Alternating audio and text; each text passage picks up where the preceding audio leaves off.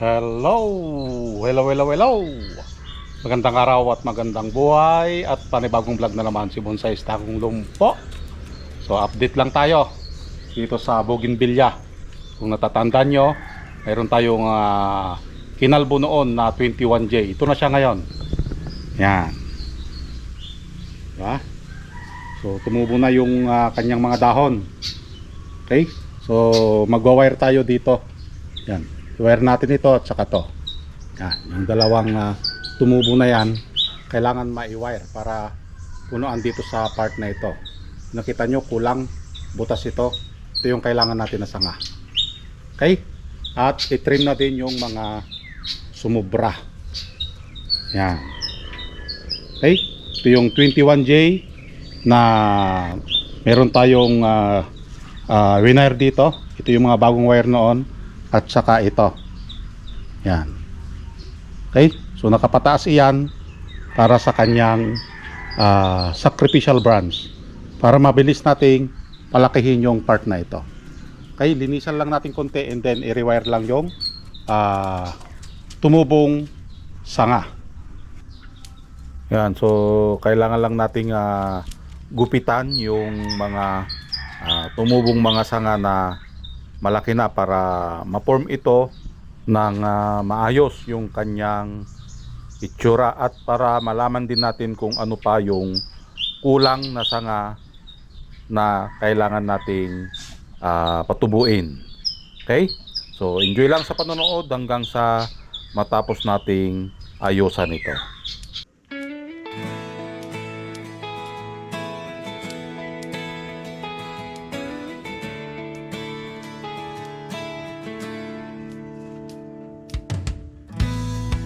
Lahat ng bonsai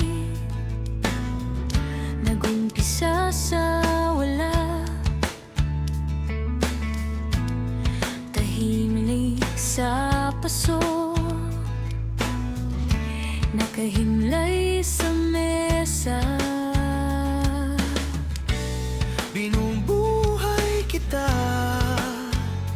kasabay ng aking umaga. Dahan-dahang pag-aruga sa bawat taon na makita.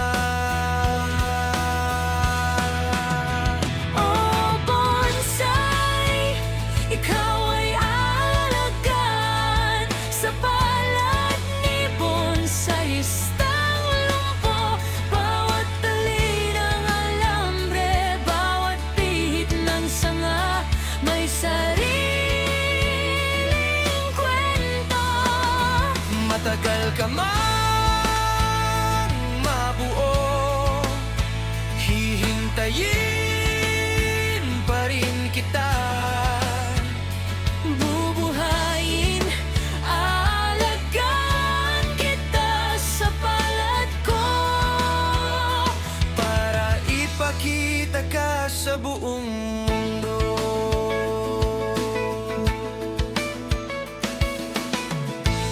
Sumibol ang sanga, parang bagong pag-asa. Parang puso kong natutong magtiyaga. Bawat sugat sa katawan mo, simbolo ng katatagan. Bawat liko ng ugat mo, Kwento ng mga pinagdaanan.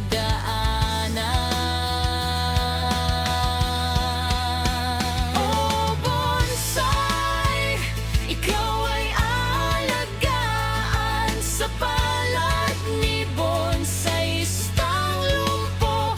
Bawat tali ng alambre, bawat pihit ng sanga, may sariling kwento. Matagal ka mang mabuo, hihintayin pa rin kita. bubuhayin,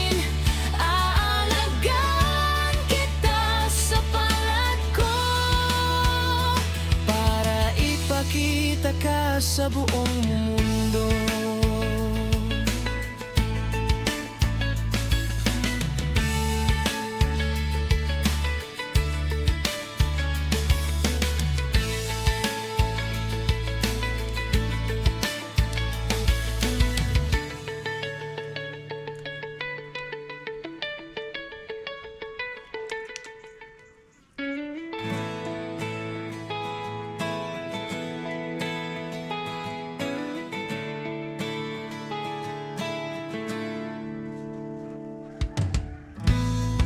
Lahat ng bonsai nagumpisa sa wala, tahimlik sa paso, nakahimlay sa mesa. Binubuhay kita kasabay ng aking umaga. Dahan-dahang pag-aruga sa bawat dahon na makita. Yun, at natapos na nga nating gupitan at i-wire yung mga dapat na i-wire. Okay? So, ito yung winner natin dito sa baba, parting baba. Yan. Kita nyo? Ito, itong ano na yan. Yan. Yan yung uulo, kunting ulo dyan. Okay? At dun sa back branch, nasisilip natin yung part na yon. So mayroon tayong sanga doon. Okay? Pati din dito. Yan. Okay? At saka dito sa parting taas, meron tayong na-wire dyan na dalawa. Yan. Sayan. Yan. Sayan. And then ito. Okay? Then ito na lang yung binubuo natin. Yung part na yan para maging canopy. Yan, dapat naka-canopy yan. Okay? Kung dito sa taas titignan natin butas. Okay? So yan na lang yung binubuo natin at saka dito sa ulo sa baba. Yan. Ito yung ulo sa baba. Agoy. May ulo sa baba, may ulo sa taas. So napaka-importante yung ulo na dalawa na yan para masaraduhan yung part na ito. Okay? So kung ipapantay natin sa camera, ito yon. Yan. Yan yung magiging tsura niya. Yan yung kanyang front. Okay? So ito yung first branch na may kunting ulo, and dito na lang ang binubuo natin. Yan. So nakita nyo, butas pa, hindi pa sarado. So ito yung mga binubuo na lang natin dito. At saka ito. Yan, pinapalaki natin to kaya walang putol. Dapat nandito yung ano niya, yung sanga. Okay? So nakita nyo yung kanyang pagbabago mula nung kinalbo natin. Mas sumisiksik yung sanga. Mayroon tayong winner dito na bagong tubo at mayroon dong din na dalawang sanga doon na winner natin. So yun yung mga bagong tubo na sanga nung kinalbo natin. Kaya yun ang purpose kung gusto nating sumiksik yung sanga ng ating bonsai, dapat nating kalbuhin or itrim para tubuan ng panibagong mga sanga. Okay?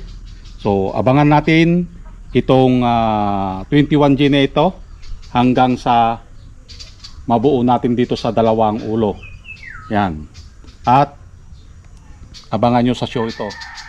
Sasali natin sa show pagdating ng araw. Okay? So maraming salamat at nasamahan nyo na naman si Bonsai Tanglong po. Hanggang sa muli. Bye bye.